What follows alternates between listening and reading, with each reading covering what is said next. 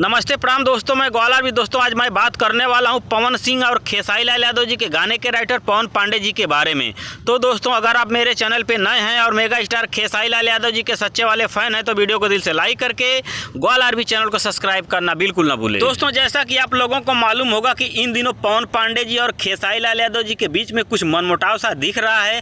हालांकि अंदर की बातें क्या है क्या नहीं है इसका अभी तक कोई खुलासा नहीं किया गया है। लेकिन दोस्तों आज मैं पवन पांडे जी का एक इंटरव्यू देखा जो कि आरती न्यूज वाला पवन पांडे जी का इंटरव्यू ले रहा था। आरती न्यूज वाला पवन पांडे जी से पूछा कि एक खबर लीक हुई है, क्या आप पवन सिंह को सैड सॉन्ग दिए हैं जो कि आदिशक्ति फिल्म के यूट्यूब चैनल से आने वाला है। और दोस्तों पवन पांडे जी से आरती न्यूज वाला बार बार एक ही सवाल पूछ रहा था, लेकिन पवन पांडे जी बार बार हंस रहे थे, मुस्कुरा रहे थे।